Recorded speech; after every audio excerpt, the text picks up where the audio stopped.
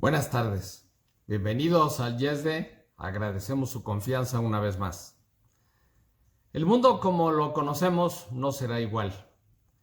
El cambio de época se manifiesta de una manera radical, dinámica y volátil.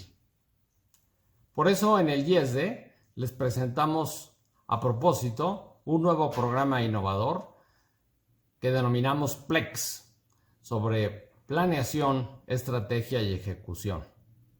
Los invitamos a ustedes y a sus equipos directivos a participar en este programa taller que inicia el próximo 21 de mayo, apoyado en un potente grupo de profesores y consultores para revisar su estrategia. Esta crisis que estamos viviendo sin precedente para México presenta enormes retos. No solo es la pandemia del coronavirus y el colapso del sistema de salud. No solo es la recesión y la problemática económica que enfrentamos todos. También es un gobierno que ha roto las reglas más elementales de la ética y de la buena gobernanza y que nos está afectando a todos los mexicanos. Justo en este webinar abordaremos la parte económica. Y agradezco profundamente al doctor Raúl Félix que nos acompañe esta tarde. Bienvenidos. De la pandemia y las consecuencias económicas para la economía global y sobre sus efectos en la economía mexicana. Sin estar totalmente actualizado, aquí presentamos una primera visión del estado hace 2-3 días de la situación del coronavirus. 1.273.709 casos confirmados, 69.456 muertes. Ahí vemos el número de casos, la curva total presenta una tendencia positiva. Hay que decir que constantemente el mundo es acosado por virus, algunos de ellos nuevos, algunos de los cuales no se ha encontrado cura, se repiten con cierta frecuencia o estacionalidad, pero la más reciente epidemia por su impacto parecida a esta fue en el año 2002-2003 con el SARS, otro tipo de coronavirus que afectó a la región asiática.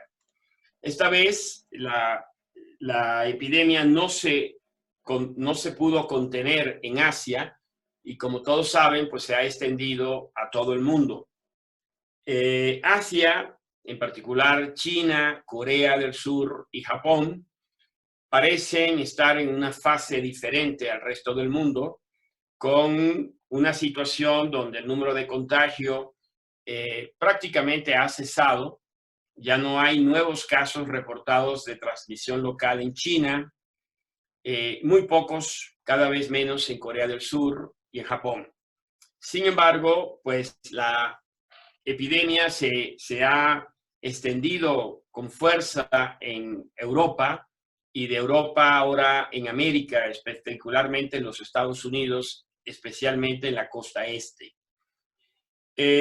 Los mercados hoy cierran con ganancias y esta semana pues es una excelente semana para los mercados, igual que lo fue un poco la semana pasada.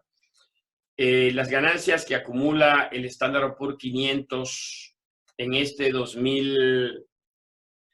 esta semana de 2020 es de un 12% el día de hoy, y respecto al mínimo de los últimos 3 semanas, el mercado ha logrado repuntar cerca de un 25%.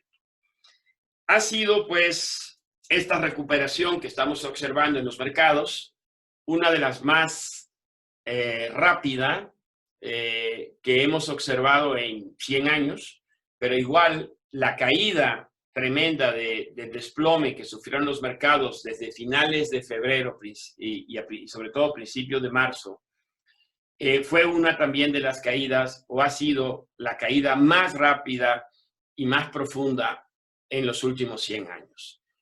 Caímos casi un 34% en el Standard & Poor's 500 y hemos rebotado recientemente cerca de un 25%. ¿Por qué? Se preguntarán, estamos viendo un rebote en los mercados de capitales en los últimos días, a pesar de que vienen datos económicos bastante malos. Pues tiene que ver con la función de los mercados como un mecanismo de descuento. Los mercados se anticipan a los datos. De alguna forma, las caídas iniciales y ahora la recuperación anticipan que quizás estemos alcanzando, o por lo menos el mercado especula de esa manera, el tope o el pico epidémico del coronavirus. Aquí en esta gráfica del 5 de abril vemos el número de casos totales, 71.418, menos que los casos anteriores. Y esta tendencia se ha consolidado en los días que siguieron al 5 de abril. Esto es para todo el mundo. En el caso de los Estados Unidos, también, a pesar de que todavía el número de contagiados crece y todavía vemos una situación terrible con el número de muertes y Estados Unidos con más de 400,000 contagiados, el número, o sea, la variación del número de nuevos contagiados, o la segunda derivada, diríamos, o la segunda variación, comienza a mostrar una desaceleración. Lo mismo en España, lo mismo en Italia. Es decir, parecería que en estas tres economías, Italia, España y Estados Unidos, ya comenzamos a ver la formación de un pico, de un tope en la curva de contagio. Y históricamente esta ha sido una buena señal para comprar. Hay que recordar que China ya pasó por este episodio. China fue el primer episodio, el primer teatro del contagio, y ya para mediados de febrero en China se había contenido el número de casos nuevos y de hecho anoche que miré la curva china, el número de casos activos es menor a 1.500 casos y llegaron a tener un máximo de 81,000 casos activos. El mercado comienza a especular en la posibilidad de que eso es lo que vaya a pasar en Europa Occidental y en los Estados Unidos. Pero para magnificar un poco la importancia de esta epidemia, en esta gráfica que presenta el Fondo Monetario Internacional, observamos lo siguiente. Ese es un indicador cualitativo construido en base a las veces que la palabra crisis, epidemia, incertidumbre se menciona en los medios, ya sea en videos, en periódicos, etc. Y se le computa un índice. Ese índice tiene un cierto valor ahorita en este primer trimestre de 2020, y si lo comparamos con episodios de epidemias recientes, pues solamente, como mencioné al principio, el caso del SARS entre 2002 y el 2003 es de alguna forma comparable, pero mucho, mucho, mucho menor que en el caso del coronavirus. Es decir, lo que estamos viendo es algo que difícilmente alguien que esté vivo haya visto, porque pienso yo, la referencia de algo parecido por el alcance de los contagios es lo que sucedió con la influenza española en 1918, que terminó con la vida entre el 5 y el 10% de la población que entonces existía. No fue tan evidente esta epidemia en 2018 porque estábamos en medio de la Primera Guerra Mundial. Afortunadamente, esperemos que esta epidemia no vaya a tener un impacto similar, debido a que pues, nuestro progreso técnico en sectores claves como la salud y en la infraestructura de salud para atender este asunto, hace una gran diferencia. En aquel entonces estábamos inmersos en la Primera Guerra Mundial. Pero de ese tamaño es el alcance y la diseminación de esta epidemia. En los mercados, esta gráfica llamada, este índice llamado el VIX, es un índice basado en la volatilidad implícita de las opciones del Standard & Poor's 500, que a su vez fundamentalmente lo que refleja es el precio de mercado de cubrir riesgos asociados a cambios súbitos en el Standard & Poor's 500.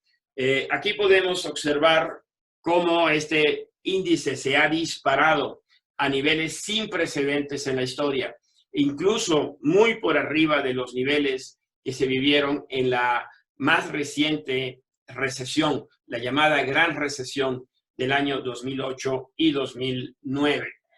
Esta gráfica del Standard & Poor's 500 no refleja el movimiento de esta semana, que ha sido una ganancia del 12%.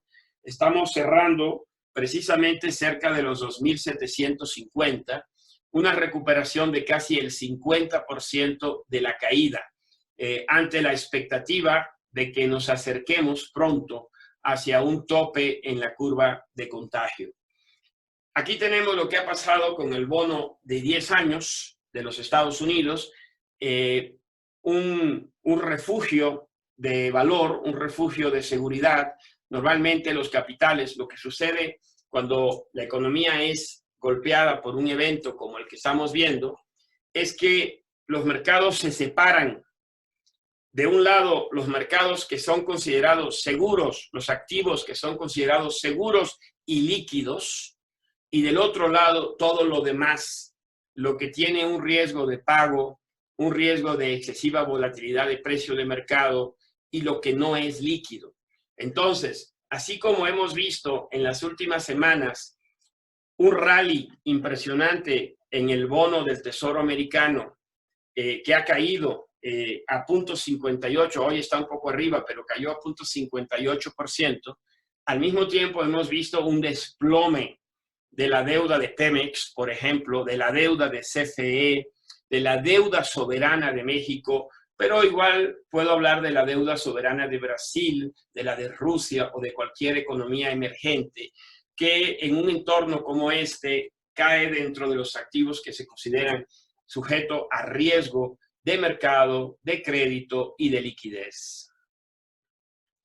En esta gráfica presento muy rápidamente cómo ha estado el desempeño hasta el viernes de la semana pasada de índices MSCI que reflejan el comportamiento de regiones.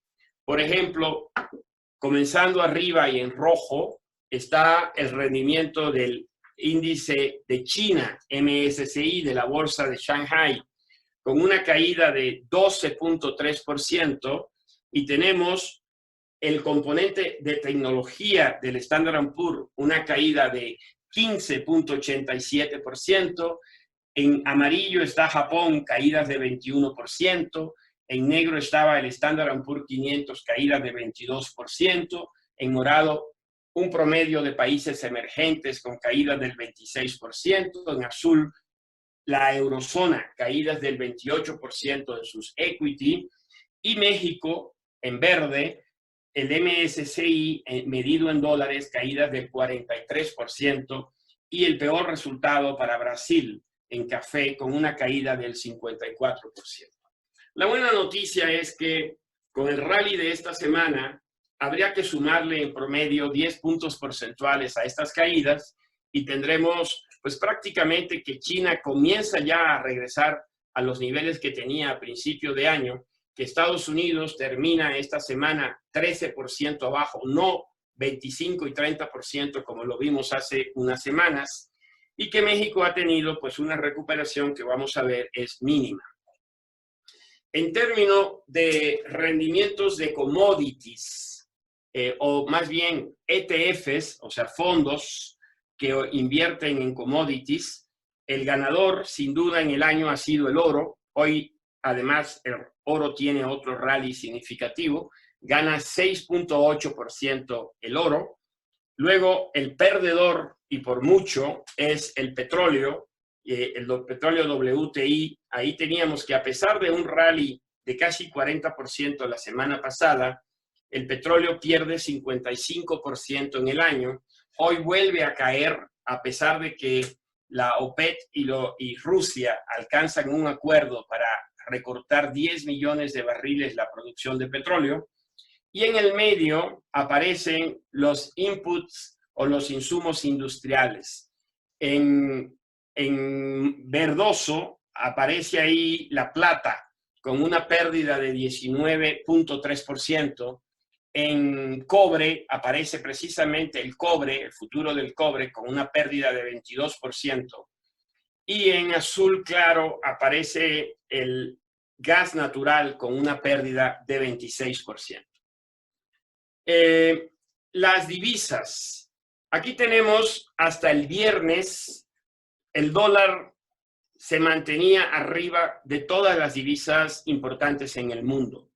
Estaba prácticamente empatado con el yen japonés, que perdía 0.3, el franco suizo, que perdía 1, el renminbi chino, que perdía 1.8, el euro, que perdía 3.5, y la libra esterlina, que perdía 7.5%. Si viéramos ahora monedas de países emergentes o de países desarrollados pero productores de mercancías, la situación es así. El dólar canadiense perdía 7.9%. El peso chileno, un productor de cobre, perdía 11%. El dólar de Nueva Zelanda perdía 13%, el dólar australiano 14%, y con los peores resultados, las principales divisas de América Latina, el peso con caídas del 25.3% y el real brasileño de 24.8%.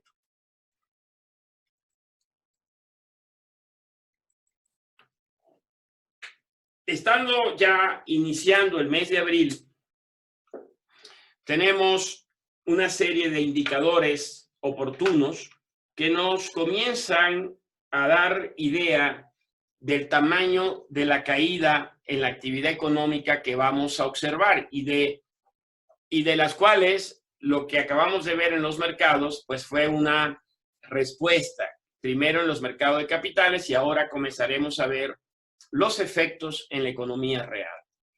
Este indicador PMI global del banco JP Morgan se computa con los índices manufactureros de 50 economías del mundo. Y en esta gráfica se observa su correlación con la tasa de crecimiento del PIB mundial. Si nos concentráramos más en la parte más cercana, observamos que iniciamos el año con la economía mundial creciendo cerca de 2.6, 2.8%.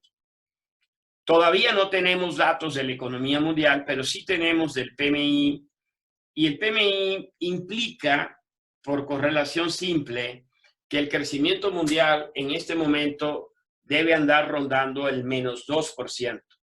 Es decir, que en un periodo de un mes, o menos, un mes y medio, tal vez un poco más, nos hemos movido de un crecimiento positivo del 2.5, 2.6 a un crecimiento negativo de menos de 2%. Un ajuste de 5% en el crecimiento de la economía mundial.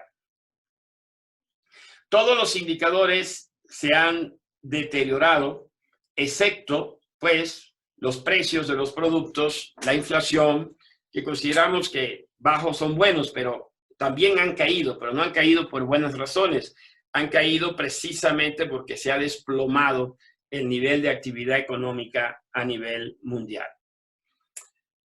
En este escenario, China comienza a perfilarse como un caso distinto del resto del mundo. Aquí podemos observar el indicador manufacturero de China, el cual tuvo un desplome en el mes de marzo.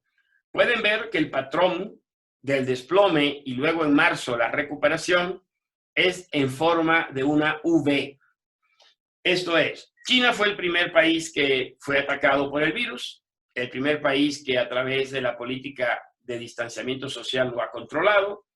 La actividad económica se desplomó en el mes de febrero, pero los indicadores sugieren que ya para marzo las cosas comienzan a normalizarse en China. Eso muestra este indicador del sector manufacturero de las grandes empresas chinas. Y este de pequeñas empresas presenta la misma historia, un desplome y una recuperación muy rápida. En el caso del sector servicios, el indicador de las grandes empresas muestra el mismo patrón, pero el de las pequeñas empresas muestra que la recuperación todavía no es completa. Creo que falta mucho para que sea completa. Me refiero a que haya dejado ya de contraerse. En el caso de las manufacturas, estamos seguros que en China no se está creciendo como se crecía antes de la crisis, pero ya no está cayendo el sector manufacturero. En el caso del sector servicio, apenas comienza la recuperación.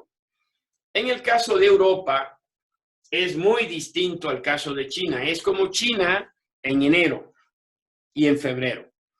Aquí vemos cómo hubo un desplome de un crecimiento que traía la economía europea débil, de 0.25, que anualizado era apenas el 1%, pues a un crecimiento directo de -2, que anualizado es de -4.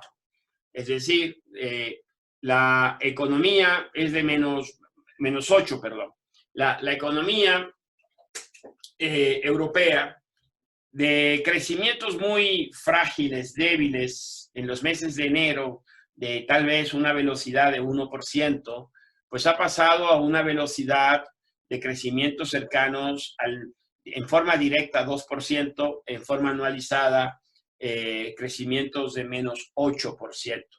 Y las cifras que se esperan para el segundo trimestre pues son considerablemente peores. Aquí vemos los países europeos rankeados y pues las principales 4 economías, Alemania, Francia, España, Italia, están en el peor nivel de la encuesta. Es decir, desde que se computa este índice allá en los años 90, no habíamos visto niveles de actividad tan bajos como los que se están observando en este momento. ¿Cuánto va a caer la economía en Europa? Pues aquí el Bank of America, BofA, tenía una estimación que hoy realmente suena muy optimista, como que la eurozona se contraiga 2% este año. Francamente, creo que será 2 o 3 veces esta caída. Creo que vamos a ver caídas del crecimiento entre un 5 y un 7% para toda la eurozona. En el caso de los Estados Unidos, comienza a aparecer información del tamaño de la crisis. Por ejemplo, anoche leía en creo que es el Wall Street Journal o el Financial Times, creo que era el New York Times, perdón, alguien que pues desesperado por querer tener una idea de qué está pasando, lo que está ahora leyendo es el consumo de electricidad semanal y diario, porque es lo que nos puede dar una idea de alta frecuencia de lo que está pasando. Y bueno, las caídas de la electricidad generada en Estados Unidos es del orden del 20 al 25% en los días más recientes. Lo cual implica que de ese tamaño debe ser la contracción económica, del orden del 20 al 25% para este segundo trimestre y para finales del primer trimestre. Le voy a presentar un estudio de Goldman Sachs, pero no es muy diferente del que tiene JP Morgan o el que tiene Bank of America o el que tenga cualquier otra persona. Sirve simplemente para ilustrar cualitativamente el punto. Según Goldman Sachs, la economía americana en el primer trimestre, y ahora vamos a expresar todo en tasa anualizada, luego lo expresamos también año con año o interanual, Con tasa anualizada, el primer trimestre, Estados Unidos se contrajo 9%. Y para el segundo trimestre se va a contraer 34%. Y ya para el tercer trimestre estaremos rebotando a un crecimiento cercano al 20% y 10%, un poquito más de 10%, 12% en el cuarto trimestre. De todas maneras, esta caída tan profunda del segundo trimestre y luego un rebote en el segundo, no va a evitar que las cifras de todo el año sean negativas. La más reciente estimación de Goldman calcula que en el 2020 Estados Unidos crecerá menos 6.2%. Y en el 2021 crecería 5.5%. En el 2022, 3.5%. En 2023, 2%.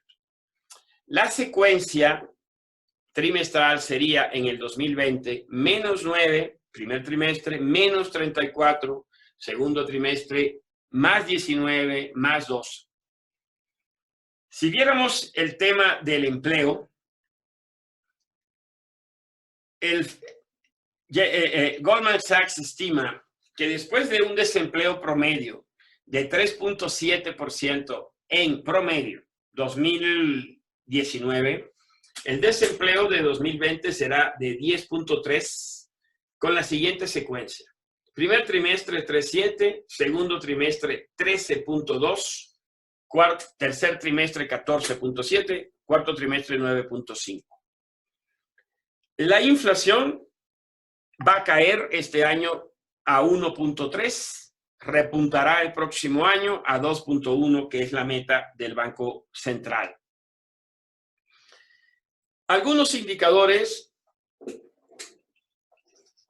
oportunos recientes. De hecho, hoy se acaba de publicar un nuevo dato que no está incluido en esta curva. Ya tenemos 3 semanas de reportes extraordinarios de la solicitud de ayudas para desempleo. Hasta el reporte de hoy, jueves, se habían reportado primero menos 3.3 millones de empleo, luego menos 6.6 millones de empleo, o la forma correcta es decir 3.3 millones de solicitudes de ayudas para desempleo, luego 6.6 millones de ayudas para solicitudes de desempleo, y hoy se esperaban 5 millones adicionales de solicitudes para desempleo y fueron 6.6 millones. Es decir que en 3 semanas en Estados Unidos el desempleo ha aumentado en 16.5 millones de personas. Y es muy probable que el desempleo todavía aumente durante los próximas semanas y que veamos tal vez tasas de desempleo de 30 millones más de personas desempleadas. Y el desempleo quizás rebase lo que estima Goldman Sachs y se pueda ubicar en un rango del 20 al 30%. Recordemos, y esto es muy importante a la hora de hacer comparaciones internacionales, que Estados Unidos tiene un mercado de trabajo flexible y por lo tanto es fácil despedir trabajadores, no hay que compensarlos como aquí, con liquidaciones. Y también es muy fácil contratarlos de nuevo. Por lo tanto, es natural y nada más no es un anatema ni se ve mal que las empresas despidan a sus trabajadores. Para eso existe el seguro de desempleo y para eso existen todos los programas de estímulos fiscales que se han aprobado recientemente. Indicadores manufactureros de Estados Unidos. Este indicador Markit, que es un alternativo al otro que vamos a ver en unos minutos, muestra claramente que el sector manufacturero en Estados Unidos ha comenzado a contraerse porque está debajo de 50 puntos. Pero nada que ver con la contracción que vimos en China en febrero, ni tampoco con la contracción que vimos en Europa en marzo. Y lo mismo muestra este otro indicador llamado ISM, que mide lo mismo. Está en 49.10, abajo de 50. Comienza la contracción manufacturera en Estados Unidos y lo muestra así el componente de pedidos, órdenes, ya se cae a 42. En la parte de servicios, este indicador Markit muestra una caída profunda en el mes de marzo, pero otro indicador como el ISM parece que no registró todavía una caída significativa. Pero dado que estas medidas de lockdown afectan fundamentalmente el gasto discrecional en restaurante, hostelería, entretenimiento, cabe esperar un desplome sin precedentes en la historia moderna en el sector manufacturero en los meses de abril y mayo y junio. Es decir, tenemos una situación donde en el segundo trimestre vamos a ver los peores números económicos. Contracciones de 34% en la actividad económica, tasas de desempleo entre 15 y 20%, números que no vimos en la recesión de 2008-2009 y que solamente son comparables a los que observamos en la Gran Depresión del siglo pasado. Mucha gente rápidamente saca conclusiones rápidas y dice, esta es la peor crisis desde la Gran Depresión o es la Gran Depresión. Yo diría que no es estrictamente comparable. La Gran Depresión fue una recesión o depresión clásica, en el sentido de que proviene de un desequilibrio generado en la economía. Esta recesión es un shock exógeno a la economía que viene de la naturaleza.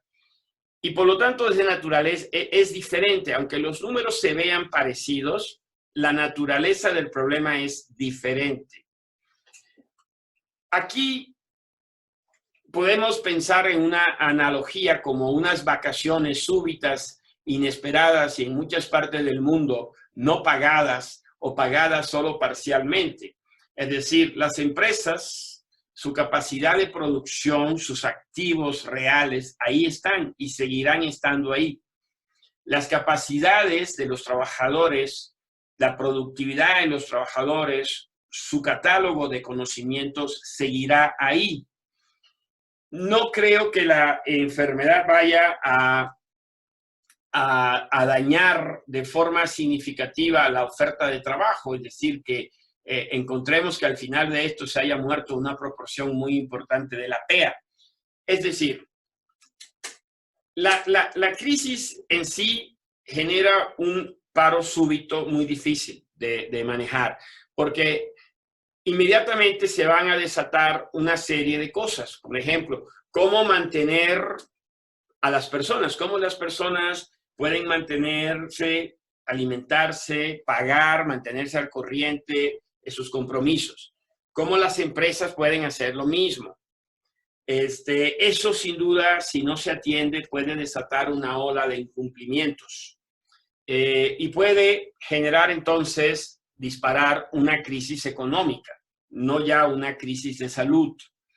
Entonces, es muy importante la estrategia de cómo se enfrenta la contingencia de salud y cómo se evita que esa contingencia de salud se convierta en una crisis de segundo orden, pero ya de naturaleza económica. Aquí lo que vamos a ver es la respuesta de las instituciones de política, aquí le llamo bancos centrales.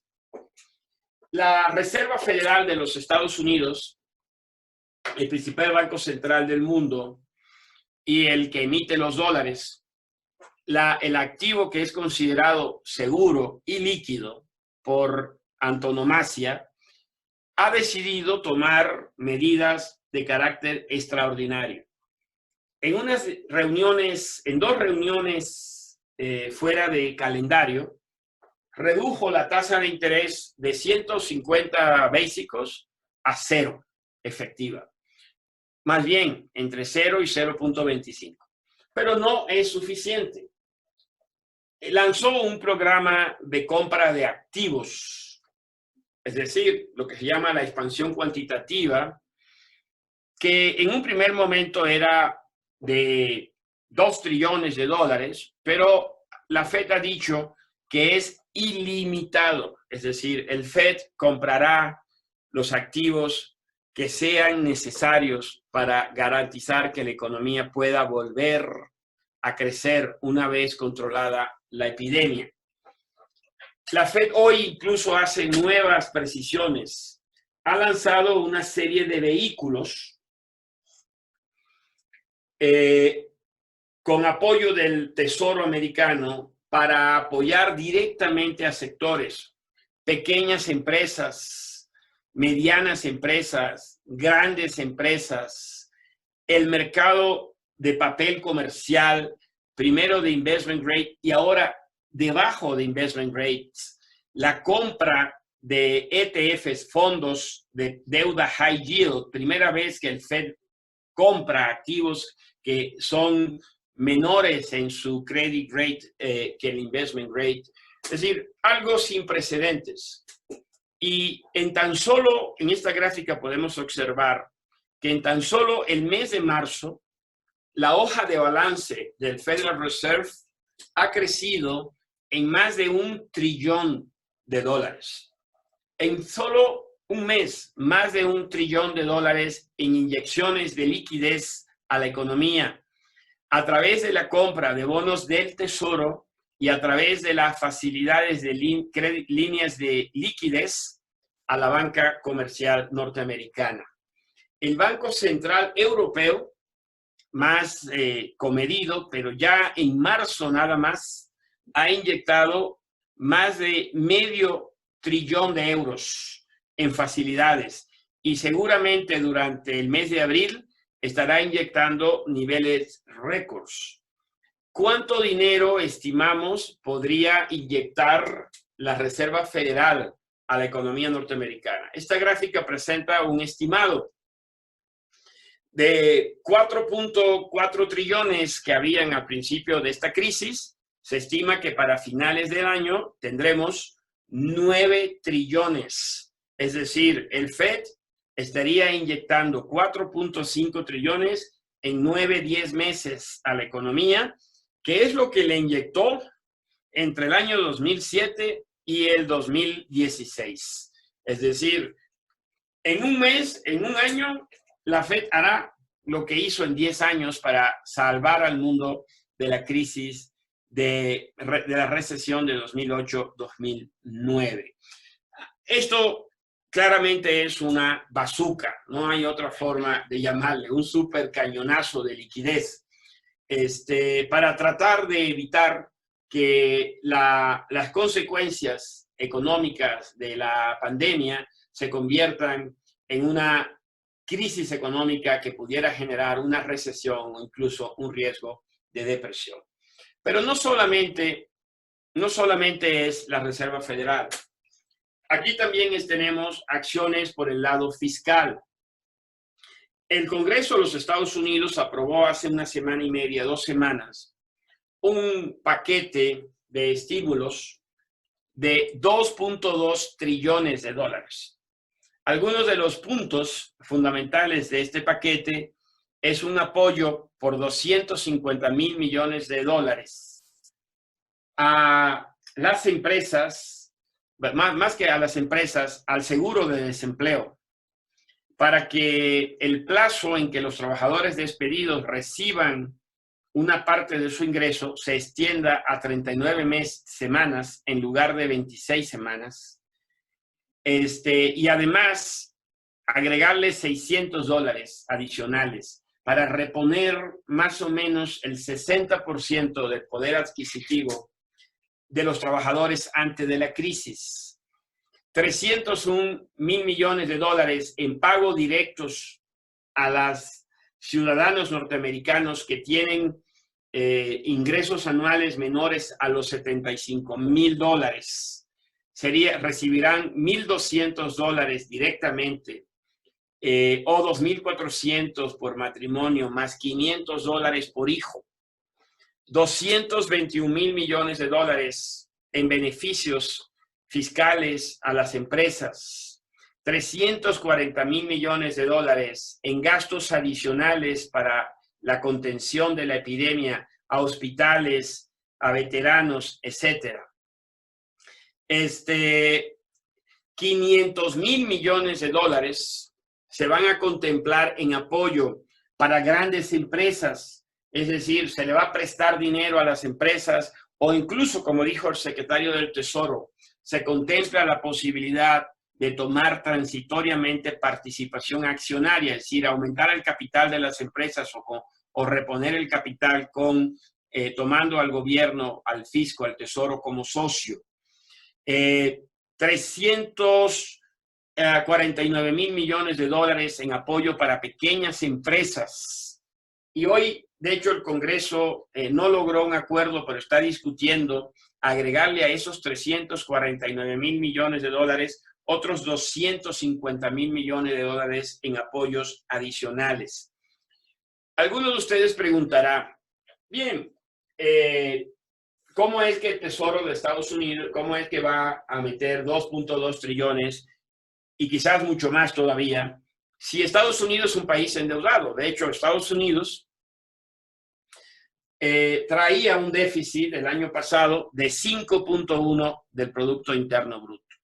¿Cómo se logra esto? Pues el Federal Reserve, al comprometerse a comprar de forma ilimitada la cantidad de bonos que sea necesario, en los hechos estará financiando al Tesoro y el Tesoro estará usando el financiamiento que a tasa cero le ofrece la Reserva Federal y usará ese dinero para mantener la economía primero operando a un mínimo durante la contingencia y luego facilitando que la economía se pueda recuperar de esta terrible situación. Voy a pasar a, bueno, hay que decir antes de ir a México que esto ha ayudado a la popularidad de Trump. Primero, Trump estuvo en negación del problema, pero finalmente entendió y aparentemente esto le ha resultado porque hoy tiene un índice de aprobación de 47%, el más alto o uno de los más altos que ha tenido en su administración. Si vamos al caso de México, primero quiero comenzar por el marco macroeconómico presentado por la Secretaría de Hacienda el jueves pasado, sobre qué va a pasar en el 2020 según su visión y qué se espera para el 2021. El marco macroeconómico llamado Criterios de Política Económica y Social habla de un crecimiento en el rango de menos 3.9 a más 0.1% en el 2020 y de un crecimiento de 1.5 a 3.5 en el 2021. Este menos 3.9, que es el escenario extremo de la Secretaría de Hacienda para 2020, en realidad era, como vamos a ver, el escenario promedio de la última encuesta de especialistas de Banco de México. Nosotros, vamos a verlo en un ratito, pensamos que el crecimiento de este año estará entre menos 5 y menos 10%. O sea, mucho más grave que esta situación. La inflación proyectada para este año, 3.5 y el próximo año 3.2, la vemos factible, vamos a ver por qué. El cierre del tipo de cambio este año, 22.90, el próximo año 21.40. Esto no es imposible, está sujeto a mucha incertidumbre. La tasa de interés del 7-28 días, al cierre de este año 5.8, igual para el próximo año. Y para el déficit de cuenta corriente, creo que muy inconsistente este análisis, porque dice que va a haber un déficit de 8.900 millones de dólares este año y 16.339, lo cual no tiene lógica en una economía que se va a contraer más de 5%. Sobre las metas fiscales, hay un ajuste. Se hablaba, el paquete fiscal del 2020 hablaba de un déficit de 2.6% del PIB. Ahora el gobierno proyecta para este año un déficit de 4.4% del PIB. Un superávit primario, se pensaba que iba a haber un superávit primario de 0.7 del PIB. Ahora se habla de un déficit primario de 0.4% del PIB. Para el año 2021, un déficit total del gobierno de 4 y un déficit primario de 0,6. Francamente, no creo que se vayan a lograr esas metas de déficit. ¿Por qué? Porque me parece que la estimación de ingresos que trae las proyecciones del gobierno, sobre todo la recaudación tributaria, es francamente irrealista. No es posible que la recaudación se mantenga e incluso mejore como proporción del PIB en una economía que se va a contraer por lo menos 5%. Entonces, ya sea que lo admitan o no, ya sea que lo quieran o no, los hechos van a generar déficits públicos este año mucho mayores que los que se prevén. El presidente el domingo presentó un informe llamado Informe de los primeros 100 días del segundo año de la 4T, donde, pues aquí hay un resumen de las cosas que dijo, pero yo no quisiera ir punto por punto, sino señalar lo siguiente. El diagnóstico del presidente es que la respuesta óptima a la crisis es hacer lo mismo, más de lo mismo, y que eso es lo que está bien. Mantener los programas sociales y reforzarlos, lo cual se me hace una buena estrategia. Volver a insistir de que sus proyectos de infraestructura, el aeropuerto, la refinería de Dos Bocas, el Tren Maya, son los proyectos de inversión que México necesita y que van a desatar interés del sector privado. Pensar que apoyar a las empresas a mantener el empleo a través de créditos blandos, inversiones, apoyos, es equivalente al FOBAPROA, por lo tanto, nada de eso. Negarse a contemplar la posibilidad de que haya mayor deuda del gobierno para apoyar estos apoyos, nada de eso. Facilitar el pago de impuestos, nada de eso. Entonces, su estrategia es la austeridad. Es decir, vamos a recortar el gasto de los partidos políticos, eso necesita la aprobación de una ley. Vamos a ahorrar dinero en el sector público, vamos a suspender el pago de aguinaldos a los subdirectores o más puestos más elevados. Usaremos los recursos que quedan en el Fondo de Estabilización de los Ingresos Presupuestarios y pues lo que se pueda obtener, por ejemplo, concentrando los fideicomisos del sector público en la tesorería. Y con eso espera reunir unos 400,000 millones de pesos que según él le van a permitir generar 2 millones de empleos adicionales. Francamente, no lo creo.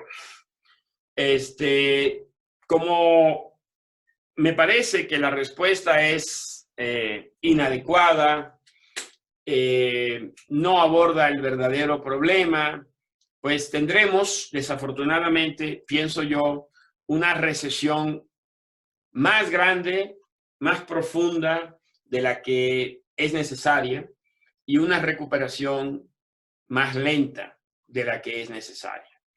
En la última encuesta de especialistas del Banco de México del mes de marzo, se proyectaba ya una caída de 4% de la economía este año y una recuperación de 1,8%. Se proyectaba una inflación de 3,75 este año y 3,61 el año que viene. Un tipo de cambio de 22,27 este año, 21,96 el año que viene. Una tasa de interés de 5,6 y 5,48 el año que viene. Nosotros, igual que todo el mundo, estamos ajustando nuestros pronósticos con bastante frecuencia.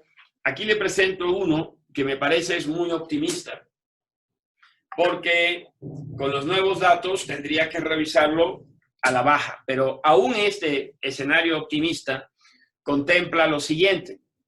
Si lo midiéramos año con año, el primer trimestre la economía registrará una caída año con año en el orden del 1,5 al 2%. Y en el segundo trimestre una caída de 13,3%. Si usáramos el cálculo trimestre con trimestre y lo anualizáramos, en el primer trimestre tendríamos una caída de 16%, que es un 4 directo, y en el segundo trimestre tendríamos una caída cercana al 40% en la actividad económica, que en forma directa es una caída del 10%. En nuestro escenario proyectábamos pues una caída este año de 5% en la economía y una recuperación de 3,43%.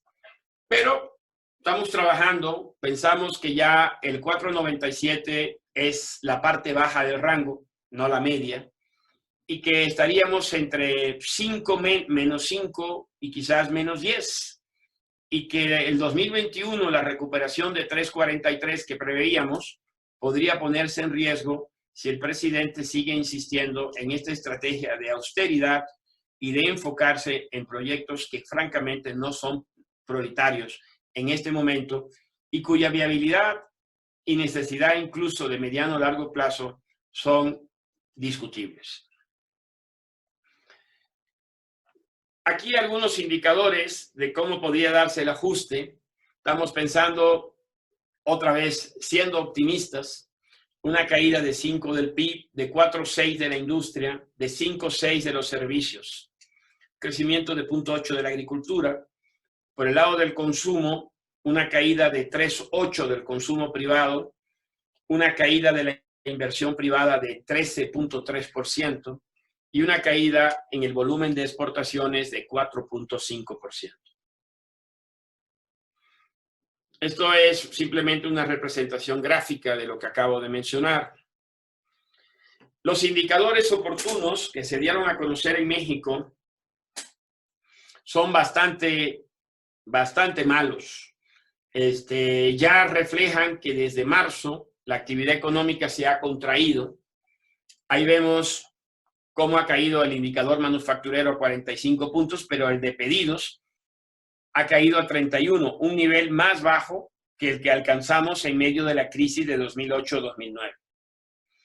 Y lo mismo podemos decir del sector servicios, donde el desplome es simplemente brutal.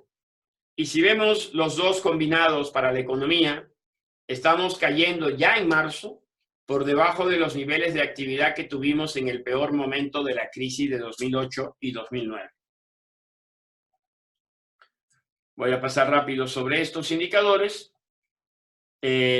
para indicar que, y ahí tengo una diferencia con la Secretaría de Hacienda, pensamos que a diferencia de la crisis del 95 y la crisis del 82, esta crisis no será una crisis de balanza de pagos. Es decir, estas crisis se caracterizaron porque la economía tenía un déficit de cuenta corriente de cerca de 8 a 9 puntos del PIB, que había que fondear semana a semana en los mercados. Esta vez no es el caso. Esta vez nosotros proyectamos que este año habrá equilibrio fiscal, de cuenta corriente. Por lo tanto, no hay la necesidad de tener nuevo fondeo o entradas netas positivas de capital al país. El ajuste va a ser en la economía real, en la caída del consumo, en la caída de la inversión, en la caída del empleo, en la caída de los niveles de vida y en el deterioro de las condiciones socioeconómicas. Pero no estamos pensando que haya condiciones para una crisis de balanza de pagos. Alguien dirá, pero el tipo de cambios del peso mexicano se ha deteriorado mucho, es la moneda emergente que más se ha deteriorado entre las importantes. Es cierto, pero no es porque tengamos un déficit insostenible de cuenta corriente o porque estemos financiando artificialmente un valor del tipo de cambio. Lo que pasa es que en el mundo entero hay una reversión de capitales hacia los activos seguros. Y nosotros tenemos inversionistas de extranjeros en el mercado de bono por más de 100,000 millones de dólares y por más de 300,000 millones en la bolsa. En la medida que los inversionistas se vean obligados o deseen retirar parte de ese dinero del país, pues tienen que conseguir otro inversionista que los compre. Y en las condiciones actuales eso implica bajas en el precio de las acciones, baja en el precio de los bonos y presión al alza en el tipo de cambio si esos pesos los quieren convertir a dólares. Entonces, yo considero algo bien positivo que el Banco de México y la Secretaría de Hacienda hayan mantenido un régimen de flotación y que no estén usando las reservas ni las líneas de crédito del país para tratar de mantener artificialmente el valor del dólar. Las acciones, si bien no hay acciones importantes en el lado fiscal, el Banco de México pues sí ha hecho cosas y algunas cosas me parece que importantes. Por ejemplo, bajó la tasa de 7 a 6.5 y estamos previendo que en la reunión de mayo, seguro, pero quizás antes de la reunión de mayo, baje otros 50 básicos la tasa de interés al 6% y continúe bajando hasta alcanzar muy pronto la tasa de 5.57 en México. El Banco de México acordó con la Reserva Federal una línea swap por 60,000 millones de dólares que le ha permitido al banco ofrecerle al sector privado a través de la banca créditos en dólares. Esto no es vender dólares, está prestando dólares que deben ser devueltos en dólares. Pero de esta manera se alivia la demanda de dólares. Es un tema de liquidez, lo que está abordando el Banco de México con los recursos de la Reserva Federal. También el Banco de México ha reducido el depósito obligatorio, que es como un encaje legal que tienen los bancos comerciales, lo cual libera liquidez para la banca. Le ha ofrecido a la banca hacerle préstamos en su ventanilla de descuento solo a la tasa de política monetaria, 1.1 la tasa de política monetaria, no 2.2 veces como era anteriormente.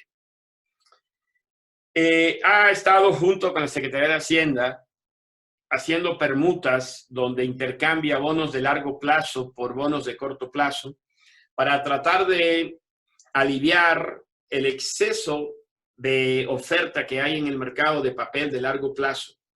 Es decir, el Banco de México creo que ha hecho un muy buen trabajo dentro de sus limitaciones.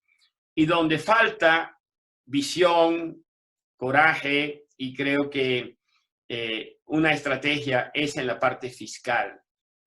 Y eso tiene que ver pues con la visión diferente al resto del mundo y de la mayoría de los analistas que tiene el presidente sobre lo que está pasando en este momento en la economía mexicana.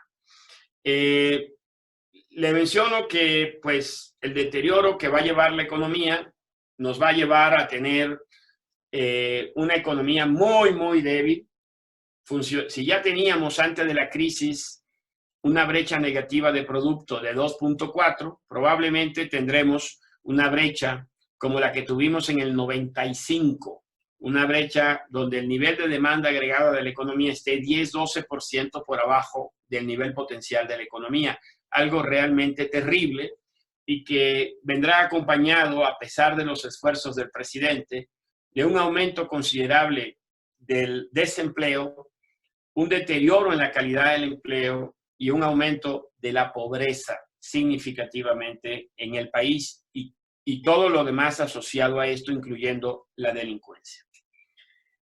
No pensamos que la inflación se vaya a volver un gran problema en este entorno. ¿Por qué? Porque el presidente ha decidido trasladar la caída de precio del petróleo al mercado doméstico. De hecho, tuvimos una inflación negativa de 0.78% en la segunda quincena de marzo, una inflación negativa de 0.05 en marzo. Nuestra estimación es que la inflación será 3.31 este año y 3.11 el próximo año. A diferencia de Trump, la popularidad del presidente López Obrador, según un pool de encuestas, muestra claramente que desde una posición de altísimos niveles de popularidad, el presidente López Obrador ha perdido cerca de 10 puntos de aprobación durante marzo. Y la desaprobación promedia, según las encuestas, un promedio anda alrededor del 37%. Yo aquí dejo mi presentación y estoy a su disposición para cualquier pregunta que tengan en los próximos minutos. Muchas gracias.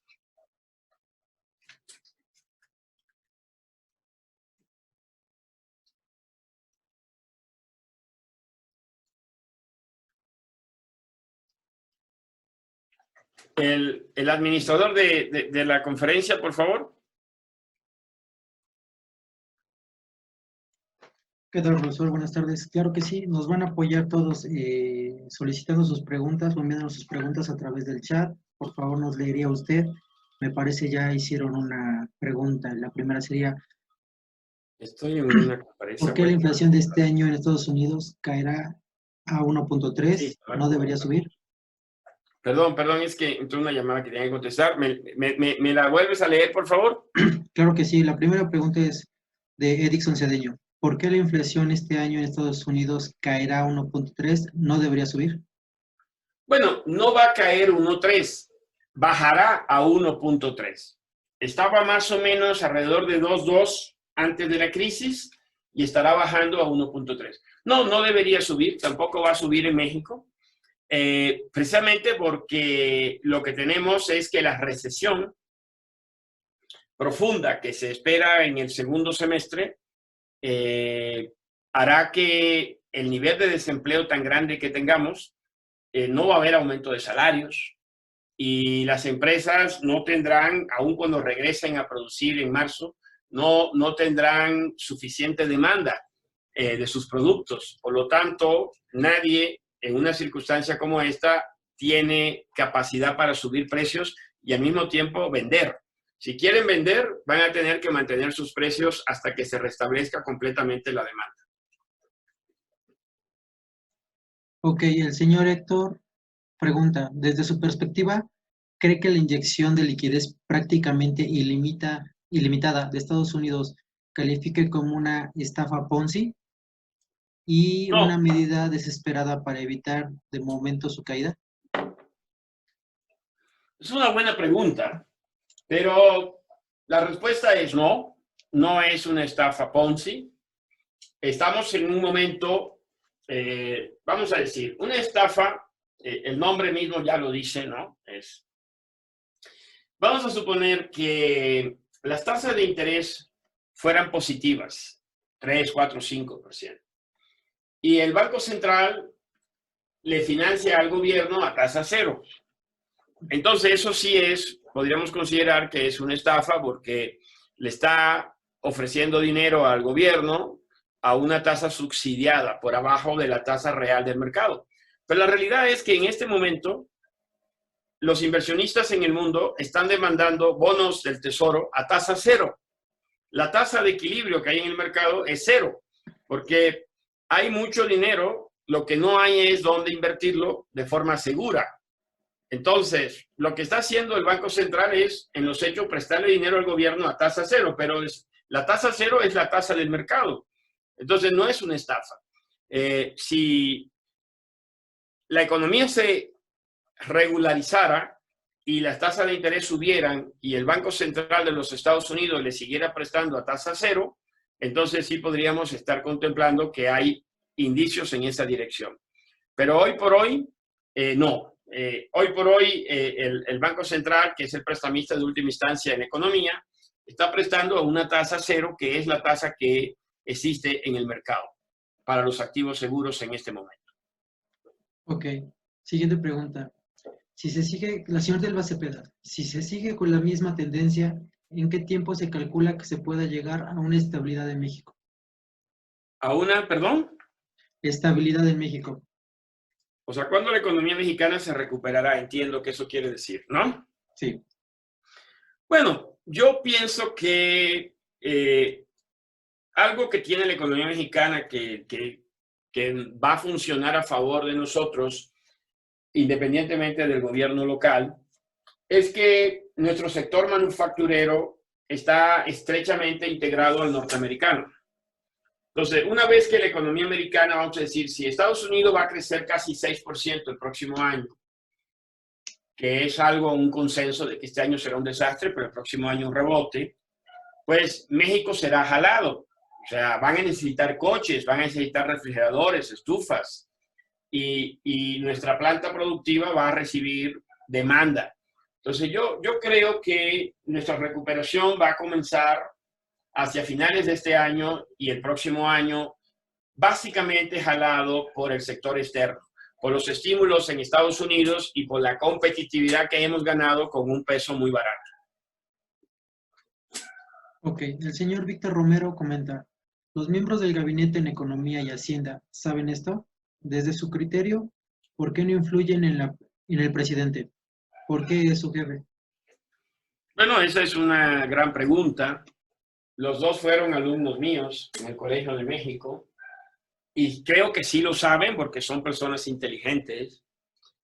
Tienen una relación política con el presidente, a lo mejor están haciendo su lucha interna, pero lo que está claro es que el presidente no parece hacerles mucho caso, pero de que lo saben, lo son. El secretario de Hacienda no es un estúpido.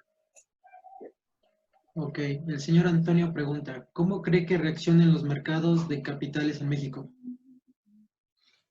Mira, hay aquí fenómenos globales y fenómenos locales al mismo tiempo. Si las bolsas de todo el mundo se van al alza porque el evento que ha ocurrido con esta crisis, que es que nadie quiere activos de riesgo y todo el mundo quiere activos seguros o líquidos, pero si esto se da la vuelta y vuelve a surgir un apetito por activos de riesgos e ilíquidos, pues a México le va a beneficiar, pero por el evento global. No creo que el repunte que pueda tener la bolsa mexicana hacia adelante sea un reflejo de un interés específico en las políticas de México, sino que si la ola sube, pues todos los barcos que estén cerca van a subir también de nivel. No veo al mercado mexicano haciendo un sobredesempeño con respecto a otros mercados. Lo veo moviéndose, jalado por la corriente, por la ola, porque no veo que estemos haciendo en México cosas que atraigan la atención por lo bien que lo estemos haciendo.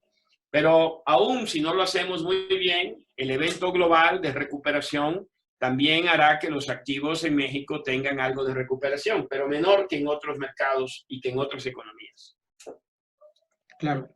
El señor Alberto Santana, ¿cuáles sugerencias plantearía para implementarlas desde la presidencia para reactivar la economía en México? Bueno, es una buena pregunta. Yo creo que algo que hay que hacer es algo más realista en el sentido de decir, bueno, nuestro modelo es diferente al modelo norteamericano en el mercado de trabajo. No tenemos un seguro de desempleo.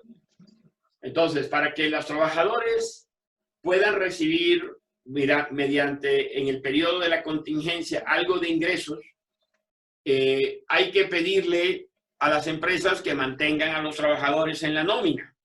Y bueno, no se trata de pedir, porque las empresas y los dueños son cosas diferentes.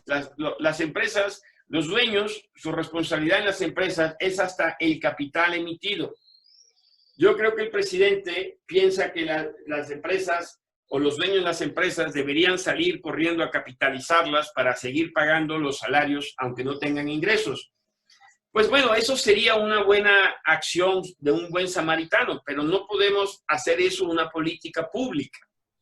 Yo creo que el gobierno debería ayudar a las empresas a pagar una parte de los sueldos. ¿Cómo? Se puede hacer de muchas maneras. Ayudas directas para las muy pequeñas o préstamos en condiciones blandas para las medianas y grandes, o contra los impuestos. O sea, que paguen las empresas y que luego lo puedan amortizar en términos de impuestos hacia adelante. Creo que eso es lo principal, programas focalizados de ayuda a todas las empresas, no solo a las pequeñas, sino a todas, incluso las del sector formal, incluso las grandes. Claro. El señor Roberto pregunta, ¿esta crisis debilitará o fortalecerá a los gobiernos populistas? ¿En el 2021 le costará a Morena? Bueno, habrá que esperar a ver, todavía no se ha dicho la última palabra, o sea, habrá que esperar a ver. El presidente dijo que en 2 semanas podría haber cambios. Dependerá también de la capacidad de la oposición de poderlo capitalizar. Sin duda, el tamaño de la crisis que viene es algo que va a ser dañino para todo el mundo. La pregunta es si en la opinión pública habrá la percepción de que esa crisis es quizás innecesariamente aguda por falta de acción del gobierno o no. Ese es el debate político que vamos a ver hacia adelante. Yo diría que hay un amplio riesgo de que esto debilite considerablemente al partido en el poder. Claro. La señorita Elba Cepeda, ¿cuáles son sus estimaciones en porcentajes de desempleo en México? A diferencia de Estados Unidos, donde despedir a un trabajador no te cuesta mucho, aquí sí te cuesta. Yo pienso que el desempleo aquí va a aumentar, pero no, ni de broma. O sea, en Estados Unidos se habla de 20 a 30% de desempleo. Aquí andábamos alrededor del 3.5% de desempleo. Creo que podríamos ir al doble de eso. O sea, que la tasa de desempleo en México se pudiera subir al 7%, 6,5%. Pero lo que creo es que va a haber un aumento considerable del subempleo, es decir, de empleos de mala calidad. Es decir, que si tomáramos en cuenta una medida que toma a los desempleados que no trabajan ni una hora y a los subempleados, pues posiblemente estemos viendo un 15 o un 16% de empleo en sentido amplio, de desempleo en sentido amplio. Claro, gracias. El señor José Alfredo Jiménez, dada la posible caída de la calificación de la deuda mexicana y a la necesidad de desarrollo, ¿es momento de endeudarse? Y si sí, ¿qué porcentaje del PIB? Mira, yo no le prestaría tanta atención a lo que digan las calificadoras. Yo pienso que las calificaciones de todos los emisores de deuda de todo el mundo van a bajar. ¿Por qué? Porque pues todos estamos resintiendo un shock negativo que nos hace más débiles y que aumenta la probabilidad de que incumpliéramos. Así que yo creo que la baja de calificación va a ser un evento generalizado. México ya estaba en la cuerda floja. Después de este golpe, lo más seguro es, ya lo hizo Standard & Poor's, creo que Moody's no se tarda más que unos días o semanas para bajarnos la calificación también. Incluso creo que hay un riesgo real de que perdamos el investment grade.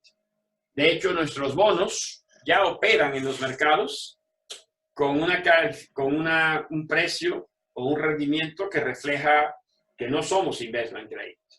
Entonces, no es un asunto que hoy por hoy a mí me preocuparía mucho. ¿Cuánto puede endeudarse México? Bueno, tenemos una relación de deuda a PIB en términos netos de 47%, en términos brutos de un 48, 49. Yo creo que una deuda por debajo de 60 puntos del PIB, o sea, entre 5 y 10 puntos porcentuales, creo que es factible hacerlo, sin que sea algo imprudente, dada la magnitud del choque que estamos recibiendo. Claro. La señorita Villanueva, ¿cuál es la perspectiva para el gas natural en el mercado de Norteamérica, Estados Unidos y México? Bueno, ya lo vimos, el gas natural se ha caído un 27%. Yo creo que se tardará un tiempo. Era barato y ahora es más barato y creo que se tardará un tiempo en que el mercado pueda subir. Creo que se va a mantener deprimido el precio del gas natural. Claro. El señor Cedeño, ¿cuáles serán los negocios o industrias más afectadas? ¿Cuáles pueden ser las más beneficiadas? Bueno, yo creo que inicialmente, pues todo lo que tenga que ver con el turismo, tanto internacional como el local, recibe un golpe contundente. La industria de la hostelería, restaurantes, hoteles, entretenimiento como cines, teatros, son los que están en la primera línea. Las aerolíneas, las agencias de viaje, creo que todo lo que tenga que ver con el consumo discrecional que se pueda posponer, también está en riesgo. Por ejemplo, ropa, más allá de la necesaria. Y pues pienso que esos son los sectores más golpeados. En el corto plazo, creo que el sector manufacturero también se verá muy golpeado, pero pienso que el golpe será mayor esta vez en los servicios. Y creo que una vez superado esto, pues vendrá una recuperación de estos sectores tan golpeados. Algunos de ellos se les va a deteriorar mucho su situación financiera y quizás estén en riesgo su sobrevivencia. Sí, claro. El señor Rubén, independientemente de la pandemia, ¿se veía venir una crisis mundial? No, no. Esa crisis mundial fue un riesgo que vivimos con la guerra comercial de Trump y China, pero se había alcanzado una tregua. Y de hecho, el FMI y la mayoría de las empresas, las instituciones globales, estaban proyectando 2 años más de crecimiento. O sea, se proyectaba un 2020 y un 2021 de crecimiento, y quizás se pensaba que para el 2022, 2023 pudiéramos tener alguna recesión, pero no se veía de forma inminente una crisis, ¿no? Ok. El señor Moisés, ¿a qué niveles de inversión en México se necesitan a salir de las trampas de pobreza que limita el crecimiento desde el año pasado? Bueno, el cálculo que hemos hecho es que México necesita invertir durante una década o más a tasas del 27% del Producto Interno Bruto, más o menos. Y actualmente estamos invirtiendo 19% del Producto Interno Bruto. Ok. El señor Álvarez, ¿considera a la austeridad que ha implementado el gobierno federal una opción real para un crecimiento o un estancamiento o un detrimento a la economía del país? Bueno, en este momento no es momento de austeridad. En este momento donde el sector privado, por razones múltiples, está renuente a gastar y a invertir, es el momento donde el sector público debe ir y ocupar un espacio de manejo de demanda para mantener un mínimo de demanda en la economía y usar su rol como garante, como la compañía de seguros de todos los mexicanos, y tratar de minimizar el daño que esta recesión va a generar sobre el aparato productivo. No se trata de ayudar a los dueños de las empresas, se trata de ayudar a la estructura productiva del país, la estructura industrial, y facilitar que ésta pueda volverse a poner en marcha una vez se supere la contingencia médica. Ok. El señor Rolando, ¿la fuerte turbulencia va a ser mayo y junio? ¿O qué crees que esa turbulencia se extienda a más meses? Bueno, no sabemos. La turbulencia hay que definirla de varias maneras. La turbulencia en los mercados, la turbulencia en la economía, la turbulencia en la epidemia.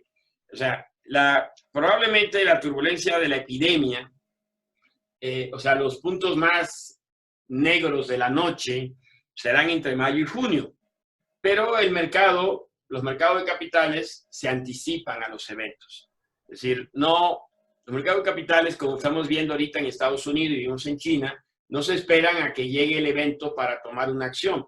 Comienzan a tomar decisiones antes. Entonces, podríamos ser que, si bien en México el peor momento de la epidemia sea mayo o junio, antes de eso veamos un alivio significativamente en los mercados. Es decir, los mercados siempre van por delante de la economía.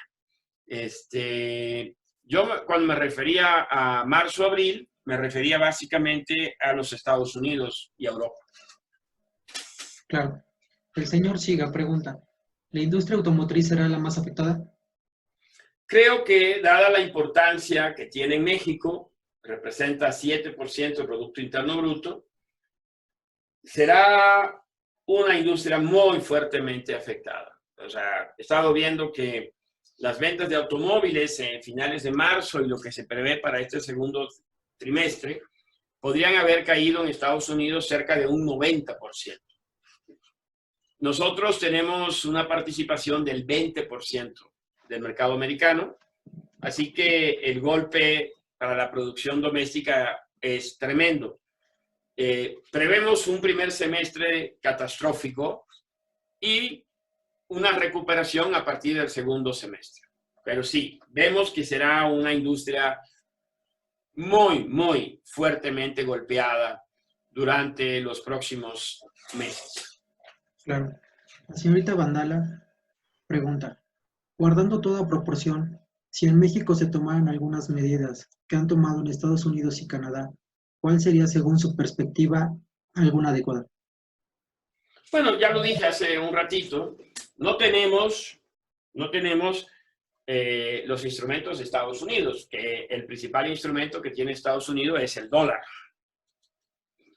Pero dentro de los márgenes, yo diría que lo que nos hace falta es desarrollar una estrategia de garantías, de seguridad para que las empresas puedan seguir pagando, ya sea parcialmente los sueldos de los trabajadores, quizás ampliar un poco los programas sociales para cubrir los trabajadores informales. Quizás vale la pena repensar en la prioridad o en la necesidad de seguir insistiendo en obras que no tienen un gran impacto sobre la economía a corto plazo, como la refinería de Dos Bocas. Creo que eso es lo que necesitamos hacer. Claro, el señor Tiburcio pregunta, si la banca de desarrollo, dígase Nafinsa y Bancomex, tuvieron pérdidas, ¿cómo van a apoyar con financiamientos a las empresas? Bueno, sin duda esas pérdidas irán a la deuda pública y la tendremos que pagar todos en el futuro. Así es. No puedo decir mentiras, es decir, pero si no hay futuro, no importa si hay pérdidas o no. O sea, lo primero es tratar de evitar que la economía se colapse y eso va a costar dinero, no va a ser gratis.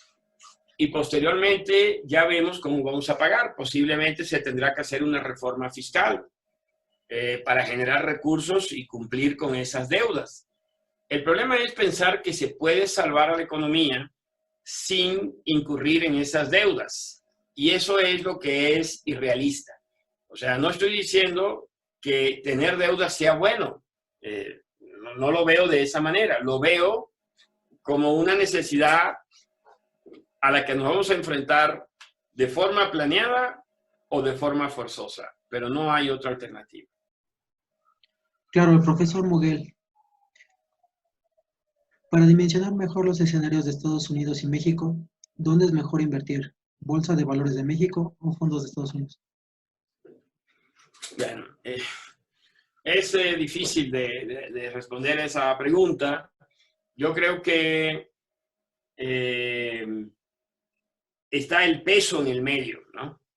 Entonces, si bien no se ve un gran dinamismo en la economía mexicana hacia adelante, el hecho de que el peso se haya devaluado 25%, pues compensa la falta de dinamismo de la economía. Es decir, lo que quiero decir, los activos mexicanos están baratos en dólares. Entonces, me da la impresión a mí que si hay una recuperación, tal vez la bolsa se va a recuperar menos que la bolsa norteamericana, pero el peso se puede recuperar, entonces el retorno puede ser competitivo. Hay que hacer un análisis cuidadoso y no me atrevo a dar una receta de cocina así de simple en este momento. Claro. El señor Mijains. El CCE tuvo una reunión virtual que compartió con los empresarios desde el país esta semana y fue muy enfático en decir que el gobierno federal ha cerrado las puertas al sector empresarial. Mucho de lo que recomiendas es con la participación del gobierno federal, pero sabiendo que las puertas están cerradas, ¿qué recomiendas en términos generales? Bueno, yo creo que eso es una noticia mala, el que el Consejo Coordinador Empresarial, que se mantenía como un interlocutor del presidente a pesar de todo, pues de alguna forma tira la toalla y dice nos cerraron las puertas. Es decir, es el peor momento para una confrontación del presidente con el sector privado, porque sin el sector privado no será posible la recuperación.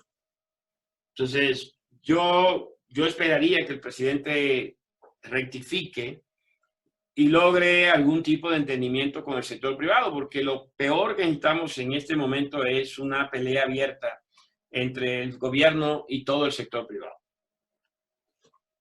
Claro, dos preguntas más, profesor. La primera, el señor Hidalgo, ¿alcanzará o será suficiente el rebote externo para jalar a la economía mexicana para ayudar a recuperar el uso de recursos, como el de los fideicomisos o el Fondo de Estabilización, que se está usando hoy en día para regalar dinero en los programas sociales e invertirlo en una empresa como Pemex con grandes pérdidas? ¿Tiene México para seguir aguantando ese ritmo de gastos sin crecimiento? Bueno, debo decir que el nivel de gasto en México ha sido relativamente pequeño. Si vemos lo que han hecho otros países, todos los países en promedio del mundo están apuntalando sus economías con un promedio de 5 puntos del Producto Interno Bruto. En México no estamos hablando ni de 2 puntos del Producto Interno Bruto. O sea, nos estamos quedando muy, muy cortos en términos de apoyo a la economía. Ahora, la pregunta va en el sentido de si primero hay que tomar en cuenta que estamos gastando poco, pero la pregunta es si estamos gastando en los proyectos correctos,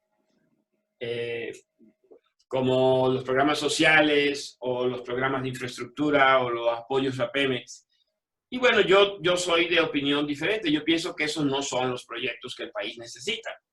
Creo que hay proyectos más urgentes y que pueden tener un mayor impacto en la recuperación de la economía a corto plazo. Pero esa es mi opinión. El presidente, que es el presidente y que ganó la elección, tiene otra. Claro. Última pregunta, profesor. El señor Rebolledo. ¿Se recomienda dejar de pagar impuestos para empresas medianas y preferible pagar intereses?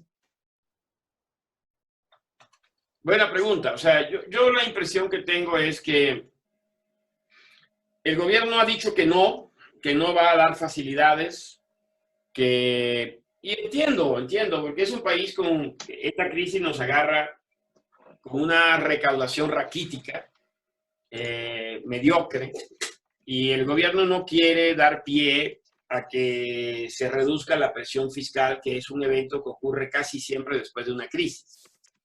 Pero me temo que nadie está obligado a lo imposible. Es decir, si no da el flujo efectivo de las empresas, no habrá pagos. Eso es lo que pienso. Entonces, yo no recomendaría nada. Yo diría, es muy probable que se acumule mucho incumplimiento y que el gobierno, ante la ola de los incumplimientos, se vea obligado a dar facilidades. No creo que se perdonarán los impuestos, pero creo que sí se puede dar plazo para pagos, que el gobierno se va a ver obligado a facilitar los pagos hacia adelante. Claro, muchas gracias, profesor. Raúl, muchísimas gracias. Como siempre, ha sido una extraordinaria presentación. Agradecemos a todos los participantes y esperamos verlos pronto nuevamente por aquí. Te mandamos un abrazo, Raúl. Saludos a todos.